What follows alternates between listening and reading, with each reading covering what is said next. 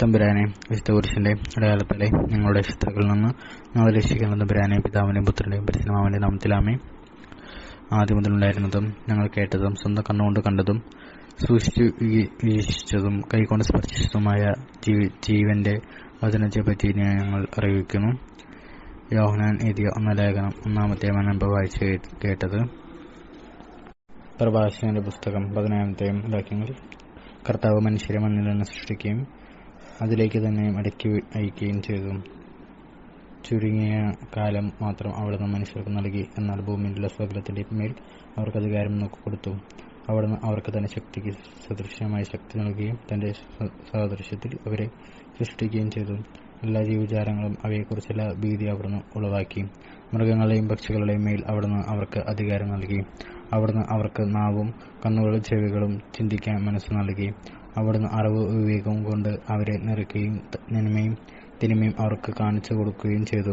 തന്റെ പ്രവൃത്തികളുടെ മഹത്വം അവർ കാണുന്നതിന് അവിടുന്ന് തന്റെ പ്രകാശം അവരുടെ ഹൃദയങ്ങളിൽ നിറച്ചു. അവർ അവിടുത്തെ പ്രവൃത്തികളുടെ മഹത്വം പ്രഖ്യാപിച്ചു. അവിടുത്തെ വിശുദ്ധ നാമം സ്തുതിക്കും. അവിടുന്ന് അവരുടെ മേൽ ജ്ഞാനം വർഷിക്കുകയും ജീവന്റെ നിയമം അവർക്ക് നൽകുകയും ചെയ്തു. അവിടുന്ന് അവരുമായി ശാശ്വതമായ ഒരു ഉടമ്പടി ഉറപ്പിക്കുകയും തന്റെ നീതിവിധികൾ അവർക്ക് വെളിപ്പെടുത്തുകയും ചെയ്തു. അവരുടെ കണ്ണുകൾ അവിടുത്തെ മഹത്വപൂർണമായ പ്രതാപം ദർശിക്കുകയും അവരുടെ കാതുകൾ അവിടുത്തെ നാദത്തിന്റെ മഹിമ ആസ്വദിക്കുകയും ചെയ്തു. എല്ലാ അനീതികൾക്കും എതിരെ ജാഗരൂകത പാലിക്കുവാൻ എന്ന് അവിടുന്ന് അവരോട് പറഞ്ഞു. ആൾക്കാരോടുള്ള കടമ അവിടുന്ന് ഓരോരുത്തരെയും പഠിപ്പിച്ചു. അവരുടെ മാർഗങ്ങൾ എപ്പോഴും അവരുടെ മുമ്പിലുണ്ട്. അവിടുത്തെ ദൃഷ്ടികളിൽ നിന്ന് അത് മറിഞ്ഞിരിക്കുകയില്ല. ഓരോ രാജ്യത്തിനും അവിടുന്ന് ഭരണാധികാരിയായി നൽകി. എന്നാൽ ഇസ്രായേലിന് സ്വന്തം അവകാശിയെ തിരഞ്ഞെടുത്തു. അവരുടെ പ്രവൃത്തികൾ അവിടുത്തെ മുമ്പിൽ സൂര്യപ്രകാശം പോലെ വ്യക്തമാണ്. അവരുടെ മാർഗങ്ങൾ അവിടുത്തെ ദൃഷ്ടി പതിഞ്ഞിരിക്കുന്നു. അവരുടെ അകൃത്യങ്ങൾ കർത്താവിൽ നിന്ന് മറിഞ്ഞിരിക്കുന്നില്ല. അവരുടെ പാപങ്ങൾ കർത്താവ് വീക്ഷിക്കുന്നു. മനുഷ്യരുടെ ദാനധർമ്മത്തെ മോതിരത്തെ എന്ന പോലെ കർത്താവ് വിലമതിക്കുന്നു. അവന്റെ കാരുണ്യത്തെ കണ്ണിലെ കൃഷ്ണമണി പോലെ അവിടുന്ന് കരുതുന്നു. അവിടുന്ന് അവരുടെ പകരം ചോദിക്കും. അവരുടെ പ്രതിഫലം അവരുടെ ശിരസിൽ പതിക്കും. അനുദപിക്കുക, പശ്ചാത്തപിക്കുന്നവർക്ക് തിരിച്ചു വരാൻ അവിടുന്ന് അവസരം നൽകും. ചഞ്ചല ഹൃദയർ പിടിച്ചു നിൽക്കാൻ അവിടുന്ന് പ്രോത്സാഹനം നൽകും. കർത്താവിലേക്ക് തിരിഞ്ഞ് പാപം നിത്യം അവിടുത്തെ സന്നിധിയിൽ പ്രാർത്ഥിക്കുകയും അകൃത്യങ്ങളിൽ പരിത്യജിക്കുകയും ചെയ്യുകയും അത്യുന്നതങ്ങളിലേക്ക് തിരിയുകയും അകൃത്യങ്ങൾ ഉപേക്ഷിക്കുകയും വേഷതങ്ങൾ കഠിനമായി വെറുക്കുകയും ചെയ്യുവിൻ. ജീവിക്കുന്നവൻ അത്യുന്നതനും സ്തുതിഗീതം പാടുന്നതിനും പോലെ പാതാളത്തിൽ ആര് അവിടുത്തെ സ്തുതിക്കും. സ്വസ്ഥമില്ലാത്തവനിൽ നിന്ന പോലെ മനുഷ്യന് മരിക്കുമ്പോൾ അവിടുത്തെ അവന്റെ സ്തുതികൾ നിലയിക്കുന്നു. ആരോഗ്യത്തോടെ ജീവിച്ചിരിക്കുന്നവരാണ് കർത്താവിനെ സ്തുതിക്കുന്നത്. കർത്താവ് തന്റെ അടുക്കളിലേക്ക് തിരിയുന്നവരോട് പ്രദർശിപ്പിക്കുന്നു. കാരുണ്യവും ക്ഷമയും എത്ര വലുതാണ്. മനുഷ്യൻ അമർത്തിയ നല്ലതുകൊണ്ട് എല്ലാം അവന് പ്രഭാവമില്ല. സൂര്യനേക്കാൾ ശോഭയുള്ളതുകൊണ്ട് എന്നിട്ടും അതിന്റെ പ്രകാശം അസ്തമിക്കുന്നു. അതുപോലെ മാംസവും രക്തവും മനുഷ്യൻ തിന്മ നിരൂപിക്കുന്നു. കർത്താവ് സ്വർഗത്തിലെ സൈന്യങ്ങളെ അലഞ്ഞിരുന്നതും എന്നാൽ മനുഷ്യൻ പൊടി ചാരവുമാണ്. പ്രഭാഷണ പുസ്തകം 18-ാം വാക്യങ്ങൾ. എന്നേക്കും ജീവിക്കുന്നവൻ പ്രപഞ്ചം സൃഷ്ടിച്ചു. കർത്താവ് മാത്രമാണ് നീതിമാൻ. അവിടുത്തെ പ്രവൃത്തി വിളംബരം ചെയ്യാൻ പൂർണ്ണ ശക്തി അവർക്ക് നൽകപ്പെട്ടിട്ടില്ല. അവിടുത്തെ മഹത്തായ പ്രവൃത്തികൾ അളക്കാൻ ആർക്കും കഴിയും. അവിടുത്തെ മഹത്വപൂർണമായ ശക്തി തിടപ്പെടുത്താൻ ആർക്ക് സാധിക്കും? അവിടുത്തെ കാരുണ്യം വർണ്ണിക്കാൻ ആർക്ക് കഴിയും? അവ കൂട്ടുകയോ കുറയ്ക്കുകയോ സാധ്യമല്ല. അവിടുത്തെ അത്ഭുതങ്ങളെ അളക്കാൻ ആർക്ക് കഴിയുകയില്ല. മനുഷ്യന്റെ അന്വേഷണം അങ്ങേറ്റെത്തിയാലും അവൻ ആരംഭത്തിൽ തന്നെ നിൽക്കുകയുള്ളൂ. അവന് അത് എന്നും പ്രഹടമായിരിക്കും. മനുഷ്യനേതാണ്? അവനെ കൊണ്ട് എന്തു പ്രയോജനം? എന്താണ് അവനിലെ നന്മയും തിന്മയും? മനുഷ്യൻ 100 വയസ്സുവരെ ജീവിച്ചാൽ അത് ദീർഘായുസ്സാണ്. നീതിയോടെ തുലനം ചെയ്യുമ്പോൾ ഈ ഏതാനും മത്സരങ്ങൾ സമുദ്രത്തിൽ ഒരു തുള്ളിവെള്ളം പോലെയും ഒരു മണൽത്തരി പോലെയും മാത്രം. അതിനാൽ കർത്താവ് അവരോട് ക്ഷമിക്കുകയും അവരുടെ മേൽ കാരുണ്യം വർഷിക്കുകയും ചെയ്യുന്നു. അവരുടെ അവസാനം തിക്തമാണെന്ന് അവിടുന്ന് കണ്ടറിയണു. അതിനാൽ അവരുടെ വലിയ ക്ഷമ കാണിക്കണം. മനുഷ്യന്റെ സഹതാപം അയൽക്കാരോടാണ്, എന്നാൽ കർത്താവ് സകല ജീവികളോടും ആർദ്രത കാണിക്കുന്നു. അവിടുന്ന് അവരെ ശാസിക്കുന്നു, അവർക്ക് ശിക്ഷണവും പ്രബോധനവും നൽകുന്നു. ഇടയൻ ആടുകളെ എന്ന പോലെ അവരെ തിരിച്ചു കൊണ്ടുവരികയും ചെയ്യുന്നു. തന്റെ നീതിവിധികളിൽ താല്പര്യമുള്ളവരോട്, തന്റെ ശിക്ഷണം സ്വീകരിക്കുന്നവരോട് അവിടുന്ന് ആർദ്രത കാണിക്കുന്നു. വിവേകം, മകനെ, നിന്റെ സത്പ്രവൃത്തികളിൽ നീതി കലർത്തരുത്, നിന്നത കലർത്തരുത്. സമാനം നടക്കുമ്പോൾ വേദനാജനകമായ സംസാരിക്കരുത്. കഠിനമായ ചൂട് കുറയുന്നില്ല. നല്ല വാക്ക് ദാനത്തേക്കാൾ വിശിഷ്ടമാണ്. നല്ല വാക്ക് വിലയിച്ച സമ്മാനത്തെ അതിശയിക്കുകയില്ല. ഇല്ലേ, കാരുണ്യവാനിൽ ഇവ രണ്ടും കാരണപ്പെടുന്നു. ദോഷം കാരുണ്യരഹിതനും നിന്ദിതനുമാണ്. വിദേശത്തോടെയുള്ള ദാനം കണ്ണിന്റെ തിളക്കം കെടുത്തുന്നു. കാര്യം ഗ്രഹിച്ചതിനു ശേഷം സംസാരിക്കുക. രോഗം പിടിപെടുന്നതിന് മുമ്പേ ആരോഗ്യത്തെക്കുറിച്ച് ചിന്തിക്കുക. ന്യായവിധിക്ക് മുമ്പ് നിന്നെ തന്നെ പരിശോധിക്കുക. വിധിവേളയിൽ നിനക്ക് മാപ്പ് ലഭിക്കും. വീഴും മുമ്പ് വിനീതനാവുക. പാപം ചെയ്യുന്നതിന് മുമ്പ് പിന്തിരിയുക. നേർച്ചയേത കാലം നിർവഹിക്കുന്നതിൽ നിന്ന് ഒന്നും നിന്ന് തടസ്സപ്പെടുത്താതിരിക്കട്ടെ. അത് നിറവേറ്റാൻ മരണം വരെ കാത്തിരിക്കരുത്. നേർച്ച നേരുന്നതിന് മുമ്പ് നന്നായി ചിന്തിക്കുക. കർത്താവിനെ പരീക്ഷിക്കുന്നവന് പോലും ആകരുത്. മരണദിനത്തിൽ നിനക്ക് നേരിടേണ്ട അവിടുത്തെ കോപത്തെക്കുറിച്ചും അവിടുന്ന് മുഖം തിരിച്ചു കളയണം. പ്രതികാരം നിമിഷത്തെക്കുറിച്ചും ചിന്തിക്കുക. സമൃദ്ധിയുടെ കാലത്ത് വിശപ്പിനെയും കുറിച്ചും സമ്പത്ത് കാലത്ത് വെറുതെയും കുറിച്ചും ചിന്തിക്കുക. പ്രഭാതം മുതൽ പ്രദോഷം വരെ അവസ്ഥാഭേദം വന്നുകൊണ്ടിരിക്കുന്നു. കർത്താവിന് മുമ്പിൽ എല്ലാ വസ്തുക്കളും അതിവേഗം ചരിക്കുന്നു. ബുദ്ധിമാൻ എല്ലാ കാര്യങ്ങളിലും ശ്രദ്ധാലുവായിരിക്കും. പാപത്തിന്റെ നാളുകളിൽ ദുഷ്പ്രവൃത്തികൾക്കെതിരെ അവൻ ജാഗരൂകത പുലർത്തും. ബുദ്ധിമാൻ ജ്ഞാനത്തെ അറിയുന്നു. അവളെ കണ്ടെത്തുന്നവനെ അവൻ പുകഴ്ത്തുകയും ചെയ്യും. ജ്ഞാനത്തിന്റെ വചസ്സുകൾ ഗ്രഹിക്കുന്നവൻ പാണ്ഡിത്യം നേടും. അവൻ സുഗതങ്ങൾ അവസരോചിതവും മൊഴിയും. ആത്മസംയമനം. ആത്മവികാരങ്ങൾ കീഴടങ്ങാതെ ദുഷ്ടം നിയന്ത്രിക്കുക. ആത്മവികാരങ്ങളിൽ ആനന്ദിച്ചാൽ നീ ശത്രുക്കൾക്ക് പരിഹാസപാത്രമായി തീരും. ആഡംബരത്തിൽ മതി മറക്കരുത്, അതും നിന്നെ ദരിദ്രനാക്കും.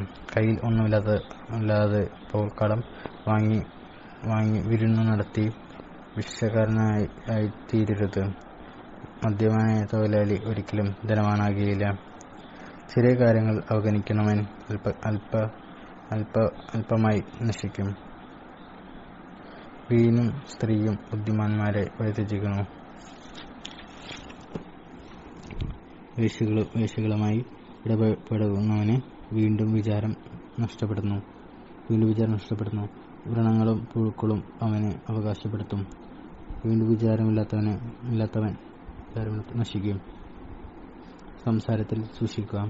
മറ്റുള്ളവരെ എളുപ്പം വിശ്വസിക്കുന്നവന്റെ മനസ്സിന് ആഴമില്ല. പാപം ചെയ്യുന്നവൻ തനിക്ക് തന്നെ തിന്മ വരുത്തുന്നു.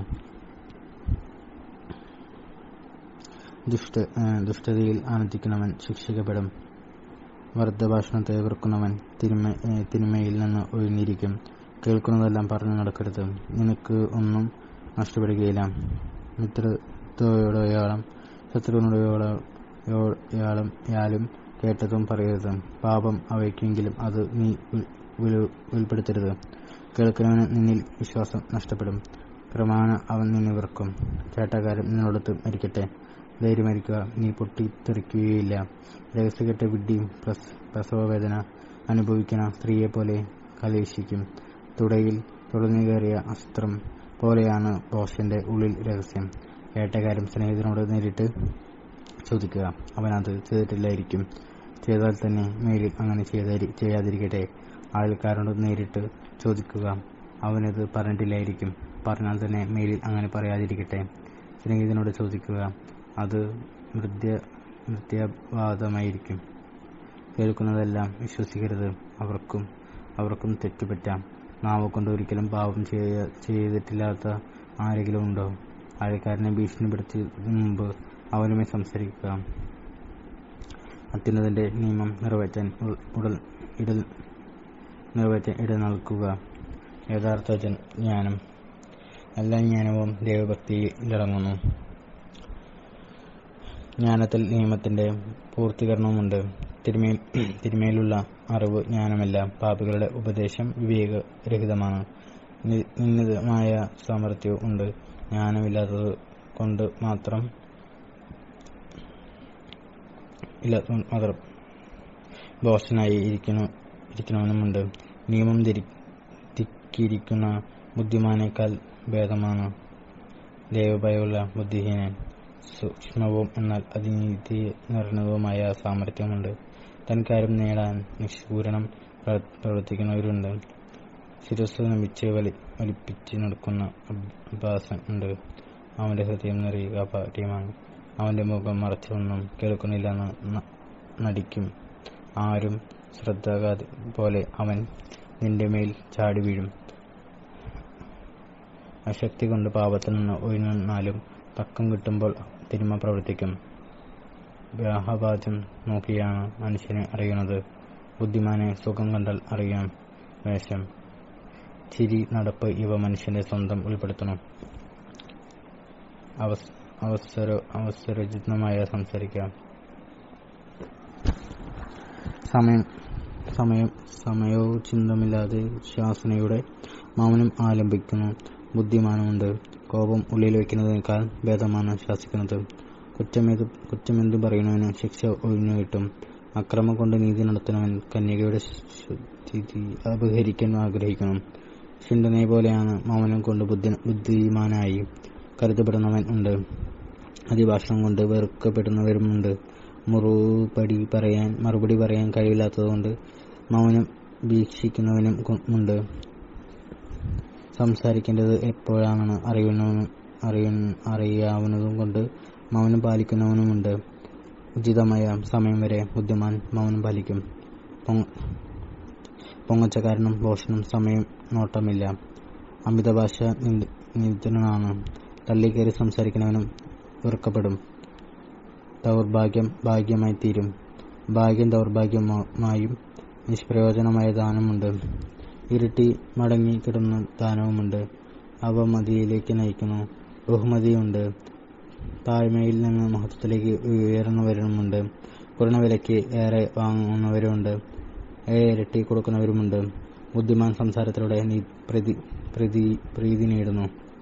ഭോഷന്റെ ഉപചാരം വ്യർത്ഥമാണ്. ഭോഷന്റെ ദാനം നിനക്ക് ഉദിക്കുകയില്ല. അവന്റെ പ്രതീക്ഷ ഇരട്ടിയാണ്. അവന്റെ അല്പം നൽകുകയും അധികം വീമ്പൊടിക്കുകയും ചെയ്യുന്നു. അവർ തന്നെ കൊട്ടാഘോഷിക്കുകയും ഇന്നും കൊടുങ്കാറ്റ് നാളെ തിരികെ ചോദിക്കുന്നവൻ നിന്ദിതനാണ്.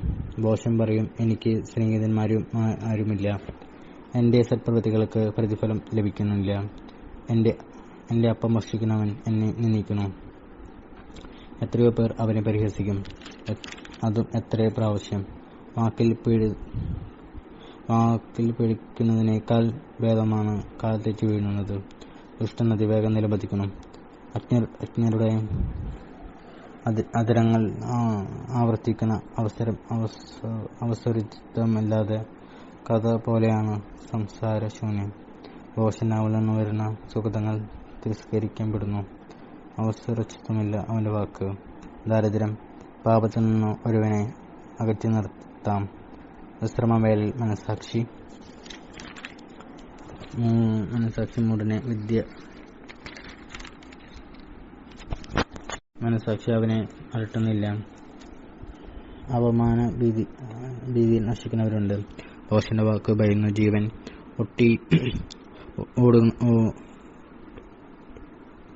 ഒടുക്കുന്നവരുണ്ട്.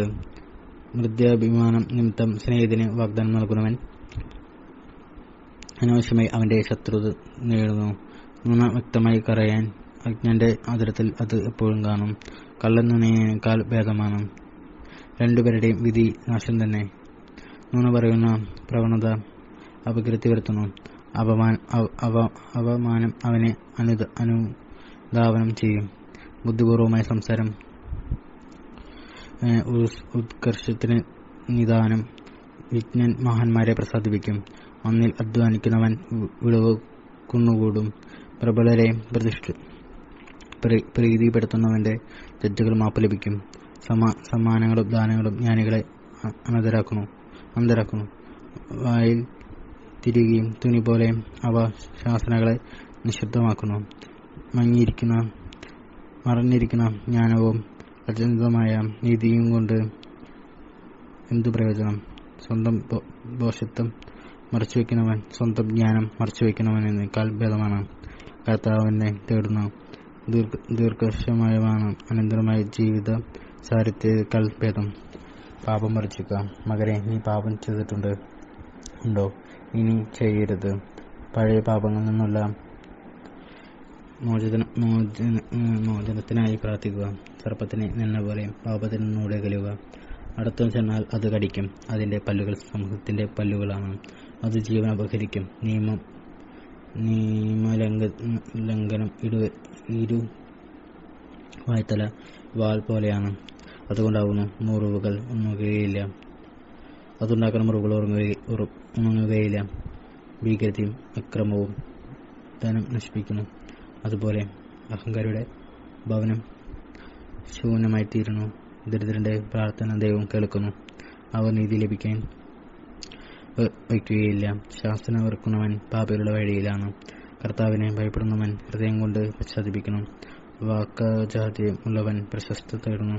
ജ്ഞാനി തന്റെ പാളിച്ച കണ്ടുപിടിക്കണം. അന്യന്റെ പണം കൊണ്ട് വീട് പണിയുന്നവൻ തന്റെ ശവകുടീരത്തിന് കല്ല് ശേഖരിക്കുന്ന പോലെയാണ്. ദുഷ്ടരുടെ സമൂഹം ചണനാര കൂട്ടിവെച്ചതുപോലെയാണ്. അവർ അഗ്നിയിൽ എരിഞ്ഞു തീരും. പാപിയുടെ പാത കല്ലുപാക്കി വിനാശപ്പെടുത്തിയിരിക്കണം. അത് അവസാനിക്കുന്നത് പാതാളത്തിലാണ്. ജ്ഞാനിയും ഭോഷനും നിയമവിധിയെയും വികാരങ്ങളെ നിയന്ത്രിക്കുന്നു. ജ്ഞാനം ദൈവഭക്തിയിൽ പൂർണ്ണമാകുന്നു. ബുദ്ധി സാമർത്ഥ്യമില്ലാത്തവനെ പഠിപ്പിക്കുക സാധ്യമല്ല. എന്നാൽ നിരസം വളർത്തുന്ന ഒരുതരം സാമർത്ഥ്യമുണ്ട്. ബുദ്ധിമാന്റെ ജ്ഞാനം കവിഞ്ഞു ഒഴുകുന്നു. നദി പോലെ പെരുകുന്നു. അവന്റെ ഉപദേശം അച്ചാത്ത നിരവറവയാണ്. ഓഷന്റെ മനസ്സ് ഓട്ടകലം പോലെയാണ്. അതിൽ അറിവ് തങ്ങി നിൽക്കുകയില്ല. അറിവുള്ളവൻ ജ്ഞാനി സുഗന്ധങ്ങൾ കേൾക്കുമ്പോൾ അവയും പുകുത്തുകയും പരിപുഷ്ടമാക്കുകയും ചെയ്യും. ഓഷൻ അവൻ പുച്ഛിച്ച പുറന്തള്ളും. ഓഷന്റെ സംസാരം ഭാരമുള്ള ചുവടുപോലെയാണ്. ബുദ്ധിമാന്റെ സംഭാഷണം ആനന്ദം ഉളവാക്കുന്നു. സത്യസേർ ബുദ്ധിമാന്റെ സംസാരം സ്വാഗതം ചെയ്യുകയും അതേപറ്റി ചിന്തിക്കുകയും ചെയ്യുന്നു. ഓഷനും ജ്ഞാനം തകർന്ന വീട് പോലെയാണ്. ജ്ഞാനന്റെ അറിവ് പരസ്പര ബന്ധമില്ലാത്ത പുലമ്പലാണ്. മൂടനും വിദ്യാഭ്യാസം കാലുകളിൽ ചങ്ങല പോലെയും വലുതാകുകയില്ല, വിലങ്ങുപോലെയും ആണ്. ദോഷൻ ഉറക്കെ ചിരിക്കണം. ബുദ്ധിമാൻ നിശബ്ദ പുഞ്ചിരിക്കണം. ബുദ്ധിമാനും വിദ്യ സ്വർണ്ണഭരണം പോലെയും വലതു കൈയിൽ വള പോലെയും ആണ്. ദോഷൻ വീട്ടിലേക്ക് തള്ളി കഴിയുന്നു. അനുഭവ സമ്പന്നൻ ഉപചാരം പൂർവം അതിനു മുമ്പിൽ നിൽക്കുന്നു. സംസ്കാരശൂന്യൻ വീട്ടിനുള്ളിലേക്ക് ഒളിഞ്ഞു നോക്കുന്നു. സംസ്കാര സമ്പന്നൻ പുറത്ത് കാത്തു നിൽക്കുന്നു. വാതിക്കൽ ഒളിഞ്ഞു നിന്ന് ശ്രദ്ധിക്കുന്നത് അപരിതമാണ്. വിവേകം അങ്ങനെ ചെയ്യാൻ ലജ്ജിക്കും. വ്യർത്ഥ ഭാഷകൻ അന്യരുടെ വാക്കുകൾ ആവർത്തിക്കണം. വിവേകി വാക്കുകൾ തൂക്കി ഉപയോഗിക്കുന്നു. ഓഷന്റെ മനസ്സ് വായിലും ബുദ്ധിമാന്റെ വായ മനസ്സിലുമാണ്. ദൈവഭയമില്ലാത്തവൻ പ്രതിയോഗിയെ ശപിക്കുമ്പോൾ തന്നെയാണ് ശമിക്കുന്നത്. പരദൂഷകൻ തന്നെ മലിനനാക്കുന്നു. അവൻ അയൽക്കാർക്ക് നിത്യനാണ്.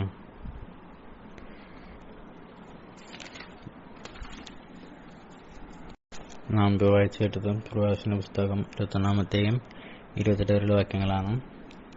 സ്രോസ്നായ പിതാവേങ്ങളുടെ നാമം പൂജ്യമാകണമേ, രാജഭരണമേങ്ങളുടെ തിരുമനസ് സ്വർഗ്ഗത്തിലെ പോലെ ഭൂമിയിലുമാകണമേ. അന്നുകൊണ്ട് ആഹാരം നമുക്ക് തരണമേ. ഞങ്ങളുടെ ചിലരുടെ ഞങ്ങൾ ക്ഷമിച്ചിരിക്കുന്നത് പോലെ ഞങ്ങളെ ഞങ്ങൾ ക്ഷമിക്കണമേ. ഞങ്ങളെ ഭ്രാന്തൽപ്പെടുത്തൽ നിന്ന് രക്ഷിക്കണമേ. നന്മ നിറഞ്ഞ മറിയമേ, സ്വസ്തി, കർത്താവെങ്കിലൂടെ സ്ത്രീകളെ അനുഗ്രഹിക്കട്ടലാവുന്നു. അടുത്ത അതിഫലമായി ഈശോ അനുഗ്രഹിക്കണമാവുന്നു.